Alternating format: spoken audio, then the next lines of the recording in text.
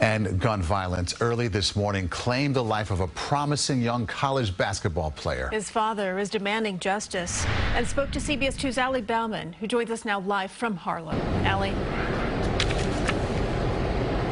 Christina Maurice, Darius Lee dreamed of playing for the Knicks one day, and he had a shot.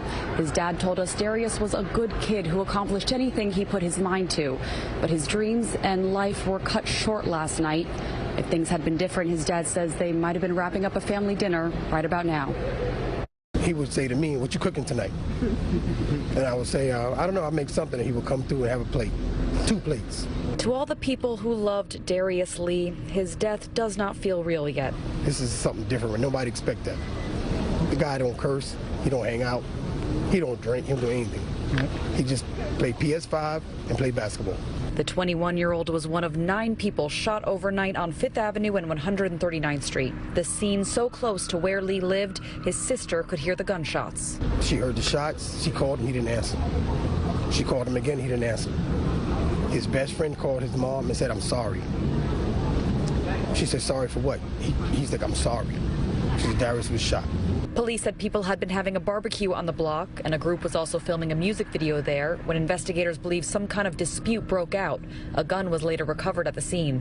Get some resources here to stop this violence. That's right.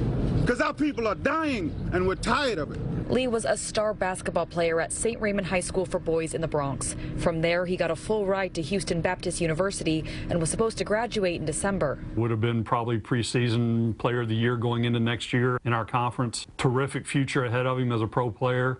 Just one of those guys that you knew the future was bright for Darius Lee. He was going to do something special. The latest NYPD data shows that shootings citywide are down 10% so far this year compared to last, but up 47% compared to 2 years ago. Monday night, Mayor Adams paid a visit to Lee's family. This gun violence has gotten ridiculous since he came in office. It's ridiculous. Do your job. We're told those 8 other victims are expected to survive. Police have not made any arrests and asked anyone with information to call the NYPD. We're live in Harlem. Allie Bauman, CBS 2 News.